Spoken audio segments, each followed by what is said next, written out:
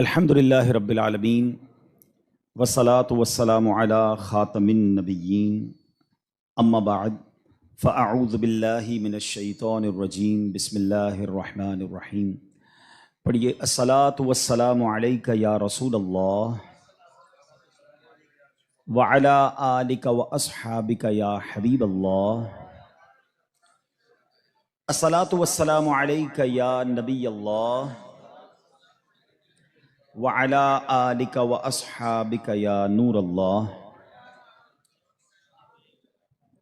درود پاک پڑھنے کے بے شمار فضائل و برکات ہیں۔ کاروباری حضرات بعض اوقات اس طرح کے وظائف پوچھتے ہیں کہ کوئی ایسا وظیفہ بتائیں جس میں کاروبار میں برکت بھی ہو، ناگہانی آفتوں مصیبتوں سے ہم محفوظ ہو جائیں، ہماری کوئی پروٹیکشن ہو جائے۔ تو میں ایک حدیث پاک آپ کو سنانا چاہتا ہوں۔ میرے آقا علیہ الصلوۃ والسلام فرماتے ہیں، جس کا مضمون ہے کہ جو شخص مصیبتوں اور پریشانیوں میں ہو اسے چاہیے کہ مجھ پر کثرت سے درود پڑھے کہ درود مصیبتوں اور پریشانیوں کو لے جاتا ہے۔ یعنی اگر کسی بھی تکلیف میں ہیں، اگر آپ چاہتے ہیں کہ وہ تکلیف، چاہے وہ بیماری ہے، چاہے وہ بزنس کی پرابلم ہے، واٹ ایور کلیمٹی اور پرابلم یو ہیو، درود پاک وہ وظیفہ ہے جو مشکلوں کو آسان کرنے والا وظیفہ ہے۔ اچھا، پھر اگر بینیفیشل کی بات کریں، ہم کاروباری لوگ ہیں، ہم ملٹیپلیکیشن آف بزنس کو غور کر رہے ہوتے ہیں کہ یار کدھر سرمایہ لگائیں یا کدھر سے آسانی کے ساتھ جو ہے وہ منافع کمایا جا سکے، تو نبی پاک علیہ الصلوۃ والسلام کی حدیث کا خلاصہ ہے کہ میرے آقا فرماتے ہیں جو ایک بار درود پاک پڑھتا ہے اللہ اس پر اپنی 10 رحمتیں نازل فرماتا ہے، جو 10 بار درود پاک پڑھے اس پر 100 رحمتیں نازل فرماتا ہے، اور فرمایا جو 100 بار درود پاک پڑھے اللہ کریم اس کی دونوں آنکھوں کے درمیان یہ لکھ دیتا ہے، یعنی لکھ دیا جاتا ہے کہ یہ بندہ نفاق اور جہنم کی آگ سے آزاد ہے، اور اسے قیامت کے دن شہیدوں کے ساتھ رکھا جائے گا۔ اب مجھے بتائیں، ہر درود پر ملٹیپلائی بائی 10 رحمتیں۔ اب میں اگر گھر سے نکلتا ہوں، فیکٹری پہ جا رہا ہوں، آفس پہ جا رہا ہوں، اور درود پاک پڑھ کے جا رہا ہوں اور پڑھتا ہوا جا رہا ہوں، تو پروٹیکشن کتنی خوبصورت ہے کہ مجھ پر ہر وقت رحمتیں برس رہی ہیں۔ اور اگر کم از کم 100 بار دن میں درود پاک پڑھ لے تو یہ انعام کیا کم ہے کہ جہنم کی آگ سے بچ جائیں اور قیامت کے دن شہیدوں کے ساتھ حشر ہو جائے۔ تو اللہ مجھے بھی آپ کو بھی فضول کاموں سے بچ کر کثرت سے درود پاک پڑھنے کی توفیق عطا فرمائے۔ آئیے محبت سے درود پاک پڑھ لیں۔ صلو علی الحبیب صلی اللہ تعالی علی محمد صلی اللہ علیہ وسلم۔ بخاری شریف کی حدیث سے میں آج اپنے اس ٹاپک کا آغاز کروں گا۔ جو ٹاپک میں نے چوز کیا ہے، جیسے آپ یہ واقعہ سن لیں گے تو پھر انشاءاللہ مزید ایلوبریٹ کرنا آسان ہو جائے گا۔ اور یہ واقعہ ہے حضرت معرور بن سوید رحمۃ اللہ تعالی علیہ۔ کہتے ہیں ایک مرتبہ مجھے صحابی رسول حضرت ابو ذر غفاری رحمۃ اللہ تعالی علیہ رضی اللہ تعالیٰ عنہ کی زیارت ہوئی، اور میں نے دیکھا کہ آپ کے ساتھ آپ کا ایک غلام ہے، مگر دونوں نے بڑا یونیک لباس پہنا ہے۔ یعنی لباس یہ تھا کہ 2 چادریں پہنتے تھے اس زمانے میں لوگ، جیسے ہم احرام پہنتے، نارملی یہ نارمل لباس بھی ہوتا تھا لوگوں کا۔ تو دیکھا کہ ایک نیچے کی چادر حضرت ابو ذر غفاری نے بڑی قیمتی پہنی ہے، اور جو اوپر چادر پہنی ہے وہ بڑے نارمل سے کپڑے کی پہنی ہے۔ مگر آپ کے ساتھ جو آپ کا غلام تھا، ایگزیکٹلی اس نے بھی ایسا ہی لباس پہنا کہ ایک چادر بڑی قیمتی، ایک چادر بڑی نارمل۔ تو وہ کہتے ہیں، میں نے کہا حضرت یہ آپ کیسا دونوں لباس پہن کے گھوم رہے ہیں؟ آپ آقا ہیں، آپ دونوں چادریں قیمتی پہن لیتے، غلام دونوں نارمل سی چادریں پہن لیتا۔ غلام اور آقا میں فرق بھی ہو جاتا اور پراپرلی ڈریسڈ اپ بھی ہو جاتے آپ۔ پیسے تو آپ نہیں لگائے نا، مطلب خریدا تو آپ نے۔ تو یہ کیسا طریقہ ہے کہ ایک چادر نارمل اور ایک چادر قیمتی؟ تو حضرت ابو ذر غفاری رضی اللہ تعالیٰ نے جو جواب دیا، that is actually my topic of today's speech۔ وہ کہتے ہیں کہ بات یہ ہے کہ جب میں نیا اسلام لایا تھا، اب یہ جو واقعہ میں سنانے جا رہا ہوں نا، اگر اس کو پراپرلی سنے تو رونگٹے کھڑے کر دیتا ہے۔ وہ کہتے ہیں کہ میرے ساتھ معاملہ جو تھا وہ ایک غلام سے میری بحث ہو گئی، جو غلامی سے تو آزاد ہو گئے تھے، مگر وہ ایکچولی ہی belongs to the Ghulam family, کیونکہ وہ آزاد ہوئے تھے، حبشی تھے، افریقن تھے، اور وہ کوئی اور نہیں، وہ حضرت بلال حبشی تھے۔ وہ کہتے کہ میری کسی بات پہ بحث ہو گئی، میں بھی نیا مسلمان ہوا تھا، ظاہر ہے صحابہ کرام بھی ایک پوری تربیت کے دور سے گزرے ہیں نا۔ تو کہتے بحث ہوئی تو میری زبان سے نکل گیا کہ اے کالی ماں کے بیٹے، میں نے حضرت بلال کو یہ کہہ دیا۔ حضرت بلال حبشی بہت دل برداشتہ ہوئے، نبی پاک علیہ السلام کی بارگاہ میں چلے گئے، کہتے یا رسول اللہ ابو ذر غفاری نے مجھے ایسا کہا ہے۔ اب نبی پاک علیہ السلام اس میں بہت زیادہ، جس کو کہتے ہیں نا کہ پیارے آقا کے چہرے کا رنگ متغیر ہوا، آپ نے فیل کیا اور آپ نے فرمایا یا ابا ذر انک امرؤ فیک جاہلیہ، اے ابو ذر تمہارے اندر اب بھی جاہلیت والا اثر باقی ہے۔ اب آگے نبی پاک نے جو فرمایا ذرا غور سے سنیے گا، یہ ہم سب کے لیے بڑے سنہرے الفاظ ہیں۔ فرمایا جو تمہارے خادم یا غلام ہیں یہ تمہارے بھائی ہیں، اللہ پاک نے انہیں تمہارے ماتحت کر دیا ہے، پس جو کوئی کسی بھائی کا ماتحت ہو اسے چاہیے جو خود کھاتا ہے وہ اپنے ماتحت کو کھلائے، جو خود پہنتا ہے وہی ماتحت کو پہنائے۔ اب وہ اس کے بعد ہوا کیا؟ حضرت ابو ذر دیکھیں، اس مسٹیک ہونا اور ہے، اور اس مسٹیک کی بھرپائی کرنا، اس کو ریئلائز کرنا، اس تربیت کو اپنے اندر امپلیمنٹ کرنا کیا تھا۔ حضرت ابو ذر غفاری نے یہ سنا تو حضرت بلال کے پاس جاتے ہیں، کہتے ہیں اے بلال مجھے معاف کر دو، اے بلال مجھ سے غلطی ہو گئی۔ نہیں جناب، اس پر صبر نہیں آیا آپ کو، آپ نے اپنے رخسار جو ہے اپنا گال زمین پہ رکھا، کہا بلال اس وقت تک مجھے چین نہیں آئے گا جب تم اپنا پیر میرے دوسرے گال پہ نہ رکھو۔ اللہ اکبر۔ حضرت بلال کہتے ہیں حضور میں نے معاف کر دیا، میں یہ کیسے کر سکتا ہوں، آپ اتنی بڑی ہستی ہیں کہ میں اپنا پیر آپ کے گال پر کیسے رکھوں۔ حضرت ابو ذر کو چین نہ آیا اور آپ نے حضرت بلال کے پیر کو اٹھا کر اپنے گال پر رکھا، یعنی معافی بھی مانگی تو تاریخ کی کیسی معافی مانگی۔ اور اس کے بعد کہتے ہیں بس اس کے بعد میں نے سوچ لیا کہ اپنے ہر غلام کے ساتھ، اپنے ہر ماتحت کے ساتھ میں نے یکساں سلوک کرنا ہے، جیسا میں نے لباس پہنا ہے ویسا میں نے اسے لباس پہنایا ہے۔ اب try to understand the difference between those times, اس وقت اور آج کے وقت میں فرق ذرا سمجھیے گا۔ اس زمانے میں غلام ہوتے تھے، غلام باقاعدہ خریدے جاتے تھے، جیسے آپ کی گاڑی ہے، جیسے آپ کی موٹر سائیکل، جیسے آپ کی اور چیزیں جس کے اونر آپ ہیں۔ اس زمانے میں غلام ایکچولی اونرشپ پر ملتے تھے، اب آپ اس کے آقا ہوتے تھے، مگر جو کسی کا آقا ہو اس کی تربیت ایسی کی جا رہی ہے تو مجھے بتائیے آج کا ملازم ہمارا غلام تو نہیں ہے نا؟ آج تو ہم نے اس سے ایک وقت کا اجارہ کیا ہے کہ جناب آپ 8 گھنٹے کے لیے میرے پاس آئیں گے اور پرٹیکولرلی یہ کام کریں گے، جو کام دیا میں اس سے وہ کام لے سکتا ہوں، نہ میرا وہ زر خرید غلام ہے، شام کو جا کر وہ کچھ بھی کرے اس کا میرا کوئی کانٹریکٹ ہی نہیں ہے۔ مگر اس کے باوجود جو آج ملازمین کے ساتھ سلوک کیا جاتا ہے، غلام کے ساتھ اچھا سلوک کرنے کا اسلام درس دیتا ہے، تو ملازمین کے ساتھ تو اس سے بڑھ کر اچھا سلوک کرنا ہوگا نا، کیونکہ وہ تو غلام بھی نہیں ہے۔ مگر آج غریب ملازمین کے ساتھ جس طرح بعض لوگ بیہیو کرتے ہیں، میں ایسا نہیں کہتا کہ سارے لوگ کرتے ہیں، ماشاءاللہ کچھ ہم نے دیکھا، چاہے وہ فیکٹری اونرز ہوں یا مالکان ہوں کاروبار کے، وہ بچوں جیسا سلوک کرتے ہیں، اور کرنا بھی یہی چاہیے۔ وہ غریب ہے تو اس کا مطلب یہ نہیں کہ اس کے پاس دل نہیں ہے، اور اسلام ہمیں حقوق بیان کرتا ہے اور ہمارے صحابہ نے اس کو کس طرح امپلیمنٹ کیا۔ اب یہ ایک بات ذہن میں رکھنی ہے، نبی پاک کی ایک حدیث یاد رکھیے گا، میرے آقا علیہ الصلوۃ والسلام فرماتے ہیں من آذا مسلمن فقط آذانی ومن آذانی فقط آذ اللہ، جس نے کسی مسلمان کو تکلیف دی۔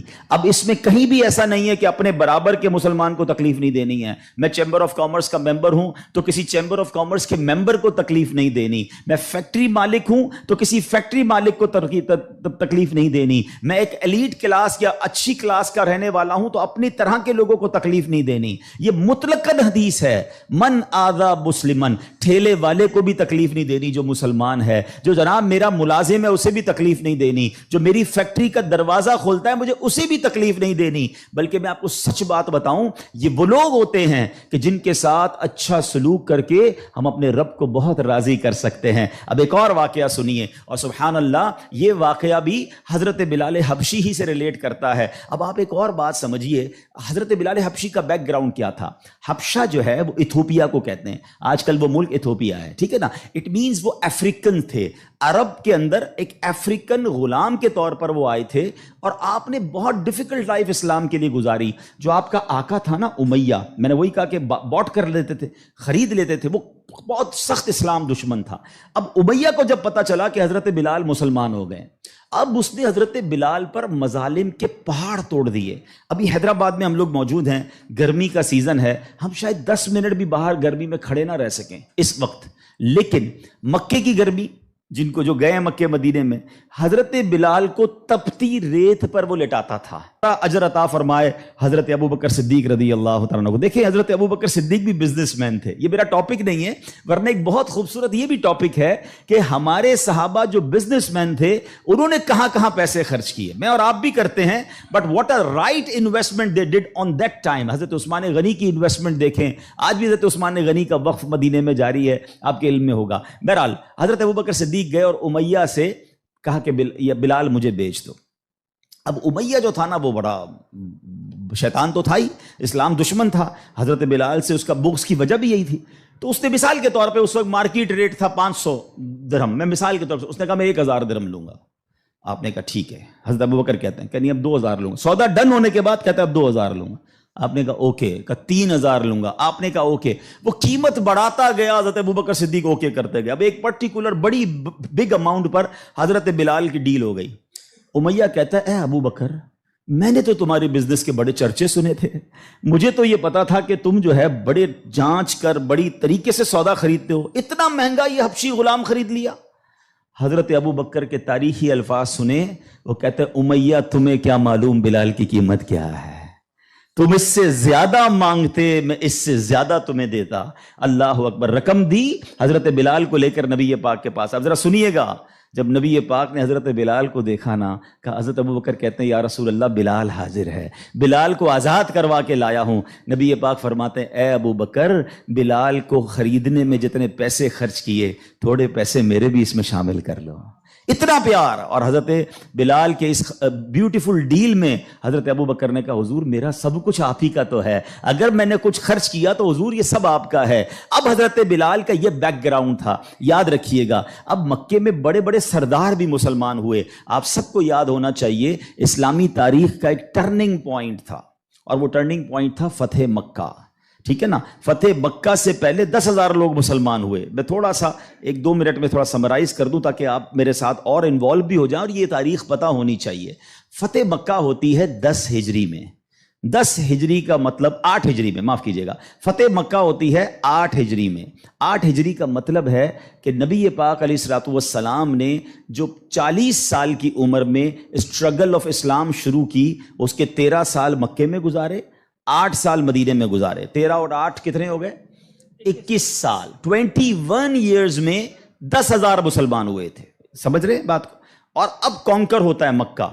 جب مکہ فتح ہوا اور تمام مظالم کرنے والے لوگ موجود تھے, سرداران مکہ موجود تھے, اور ان کو پتا تھا آج ہمارے تکہ بوٹی کر دیے جائیں گے, آج ہمارے سر قلم کر دیے جائیں گے, کیونکہ ہم نے تو اتنا ستایا ان کو, مکہ چھوڑ کے مدینے جانا پڑا.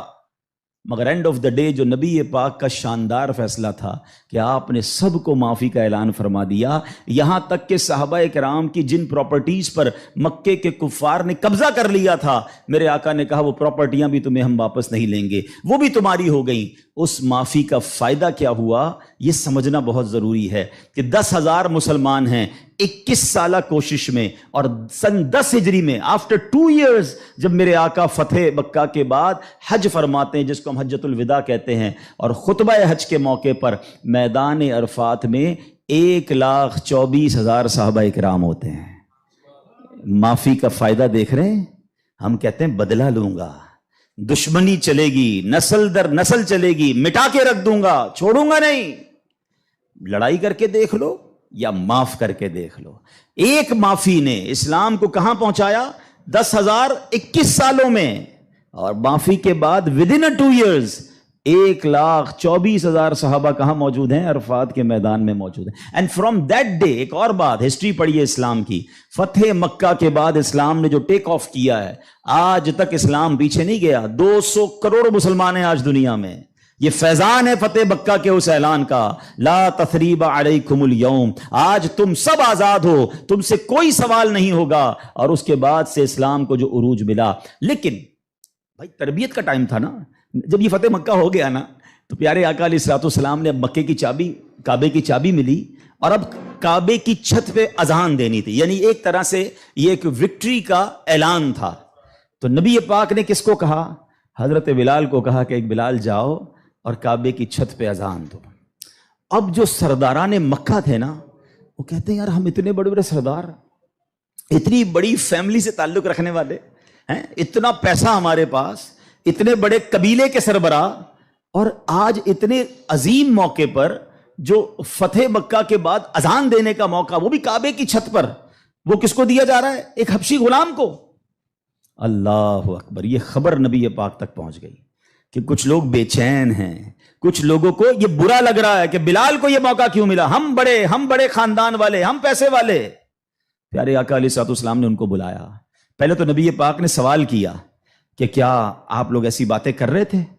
کہ جی حضور کر رہے تھے۔ اب نبی پاک نے کیا فرمایا؟ نبی پاک کی گفتگو سے پہلے قرآن کی آیت نازل ہوتی ہے اور رہتی دنیا کے لیے ایک اصول بیان ہو گیا۔ اب یہ اصول مجھے اور آپ کو یاد رکھنا ہے۔ اللہ کریم قرآن میں ارشاد فرماتا انا اکرمکم عند اللہ اتقاکم، فرمایا بے شک اللہ کے یہاں تم میں زیادہ عزت والا وہ ہے جو تم میں زیادہ پرہیزگار ہے۔ یہ وہ فارمولا ہے جو مجھے یاد رکھنا ہے۔ پیسے والا زیادہ عزت والا نہیں ہے، جناب میں فلاں چیمبر کا صدر تو وزیر نائب صدر تو فلاں علاقے کا ہیڈ تو جناب قومی اسمبلی کا ممبر تو منسٹر یا جناب مل اونر نہیں، فلاں خاندان میرے سر نیم میں یہ نیم لگتا ہے جس کی وجہ سے میرا بہت بڑا خاندان ہے۔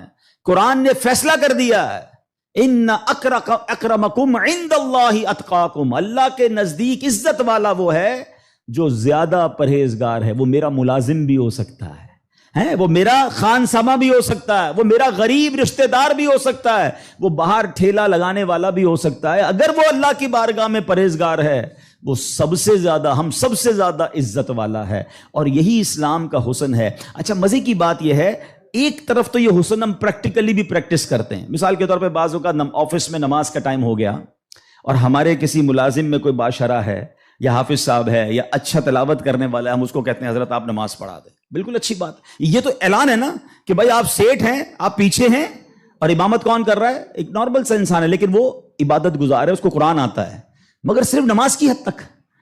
امام صاحب نے نماز پڑھا دی، پھر جا کر اس سے وہی انداز اختیار کرنا ہے جو عام ملازمین سے کرنا ہے؟ نہیں، یہ فارمولہ ہمیں اسلام سکھا رہا ہے۔ تو یہاں میرا جو آج ٹاپک ہے کہ سیٹ اور ملازم میں فرق، یہ ہمیں نہیں کرنا ہے۔ ٹھیک ہے کاروبار ہے، آپ اس سے کام لیں، آپ اس سے اجرت پر کام لے رہے ہیں، مگر آپ نے اسے خریدا نہیں ہے، اور اگر خرید بھی لیا ہے تو اس کے اوپر زیادتی کی اجازت نہیں ہے۔ مگر آج چونکہ غریب لوگ ہیں، بیچاروں کو جاب ملتی نہیں، تو جو منہ میں آیا کہہ دیتے ہیں، جس طرح ڈانٹنا ہے ڈانٹ دیتے ہیں، اور بعض اوقات تو گالیاں نکالتے ہیں۔ مجھے یاد ہے ایک صاحب مجھے ملے اور مجھے جو ہے وہ میں نے پوچھا، ایسے تھوڑا سا کلوز تھے کہ یار آپ کی سیلری کتنی ہے؟ اب یہ تھوڑی چند سالوں پرانی بات ہے، he is not that much professional, normal سا انسان تھا، منشی ٹائپ کے جیسے ہوتے ہیں نا، تو کہتے 80,000 تنخواہ ہے۔ میں نے کہا ماشاءاللہ تنخواہ تو اچھی ہے۔ تو کہتے ہیں 40,000 کام کے ہیں، 40,000 گالیوں کے ہیں۔ تو میں حیران ہو گیا، کہتا صبح سے شام گالیاں سنتا ہوں بھی بھائی، کیا کروں، غریب آدمی ہوں، پیسے اچھے ملتے ہیں اس لیے چھوڑ نہیں سکتا۔ اب میں نے سوچا کہ وہ جو مالک ہے، وہ جو سیٹ ہے، وہ قیامت کے دن کیا جواب دے گا؟ کیا پیسے دے کر گالی دینے کی تمہیں اجازت مل گئی ہے؟ کیا ذلیل کرنے کی اجازت مل گئی؟ ایسا نہ کریں پلیز۔ ہمارا اسلام ہمیں بہت خوبصورت مساوات کا درس دیتا ہے، اور غریب لوگ تو زیادہ ڈیزرو کرتے ہیں انہیں پیار کرنے کا۔ نبی پاک علیہ الصلوۃ والسلام کو، اب میرے آقا کا انداز دیکھیے گا، صحابہ بھی تو غریب تھے نا۔ اب صحابہ میں ایک بہت بڑی تعداد تھی جو اصحاب صفہ کے تھے۔ اصحاب صفہ آپ گئے ہوں گے مدینہ شریف، اللہ بار بار ہم سب کو حاضری عطا فرمائے۔ وہاں ایک بینچ، ایک چبوترا بنا ہوا ہے۔ یہ جو اصحاب صفہ تھے نا، یاد رکھیے گا، یہ اپروکسیمیٹلی 70 کے قریب ہوتے تھے، ان کی تعداد پلس مائنس ہوتی تھی۔ ان میں بہت بڑا نام حضرت ابو ہریرہ رضی اللہ تعالیٰ عنہ کا بھی ہے۔ یہ صحابہ اتنے غریب تھے کہ ان کے پاس گھر نہیں ہوتا تھا، ان کے پاس پہننے کے لیے پورے کپڑے بھی نہیں ہوتے تھے، ایک لباس، ایک چادر پہن کے بعض اوقات بیٹھے ہوتے، مگر شوق کیا تھا کہ علم دین سیکھنا ہے، نبی پاک علیہ الصلوۃ والسلام سے تربیت لینی ہے۔ تو کھانا بھی پیارے آقا انہیں بھجوا دیتے، اور نبی پاک ان کے ساتھ رہتے تھے۔ اب ذرا یاد رکھیے گا، صحابہ کرام کچھ تھے جو مزدوری کا کام کرتے تھے۔ ہمارے ساتھ بھی کبھی کبھی ہوتا ہے کہ یار کوئی محنت مزدوری والا آئے تو اس کے کپڑوں سے اسمیل آتی ہے، کپڑے پرانے ہوتے ہیں، بدبو آ رہی ہوتی ہے، ہم اس سے دور ہو جاتے ہیں۔ اب کیا ہوا کہ نبی پاک علیہ الصلوۃ والسلام کے پاس کچھ ایسے لوگ آ کر بیٹھنا شروع ہوئے جب پیارے آقا اللہ کا ذکر کر رہے ہوتے تھے کہ بال بکھرے ہوتے تھے، پہننے کے لیے کپڑا ہوتا تھا اور ان کی اسمیل بھی آتی تھی، کپڑوں سے مہک بھی آتی تھی. تو نبی پاک علیہ الصلوۃ والسلام نے فرمایا الحمدللہ الذی جعل فی امتی من امری ان اصبر نفسی معہم، سب تعریف اللہ پاک کے لیے ہیں جس نے میری امت میں ایسے لوگ پیدا فرمائے جن کے ساتھ اپنی جان مانوس رکھنے کا مجھے حکم دیا گیا ہے. اور یہ حکم اللہ نے قرآن مجید فرقان حمید میں دیا، وَاصْبِرْ نَفْسَكَ مَعَ الَّذِينَ يَدْعُونَ رَبَّهُمْ بِالْغَدَاةِ وَالْعَشِيِّ يُرِيدُونَ وَجْهَهُ، اور اپنی جان کو ان لوگوں کے ساتھ مانوس رکھ جو صبح و شام اپنے رب کو پکارتے ہیں، اس کی رضا چاہتے ہیں. غریب ہیں مگر نیک ہیں، اللہ کی رضا چاہتے ہیں، ذکر الہی کرتے ہیں. آقا فرماتے نبی پاک ان مزدوروں کے ساتھ بیٹھ جایا کرتے تھے. اور آج بعض اوقات ہم اپنے ساتھ ایسے لوگوں کو بٹھانا پسند نہیں کرتے، بہت معذرت کے ساتھ. یہ تکبر کی نشانی ہے. تکبر کہتے ہی تو اسی کو ہے نا کہ اپنے سے کسی کو ذلیل سمجھنا. اور try to understand the severity of proud. یہ جو تکبر ہے نا، یہ اتنا خطرناک گناہ ہے کہ سب سے پہلے تو یہ سمجھیے کہ کائنات میں سب سے پہلا گناہ کیا ہوا تھا؟ تکبر ہوا تھا اور حسد ہوا تھا. یہ اتنے پرانے گناہ شیطان نے کیا تھا. شیطان کوئی پہلے سے ہی اللہ کا نافرمان نہیں تھا. 40,000 سال اس نے عبادت کی، جنت کا خزانچی تھا، فرشتوں کا استاد تھا، معلم الملکوت تھا. once in a lifetime he did proud. ایک بار تکبر کیا، حضرت آدم کو سجدہ کرنے سے انکار کیا نا. جملہ کیا تھا اس کا؟ قرآن میں موجود ہے نا، انا خیر من، اے اللہ میں اس سے بہتر ہوں. خلقتنی من نار وخلقتہ من طین، تو نے مجھے آگ سے بنایا اور اس کو مٹی سے بنایا، میں تو اس سے بہتر ہوں. Actually this is the definition of تکبر. یہی تعریف ہے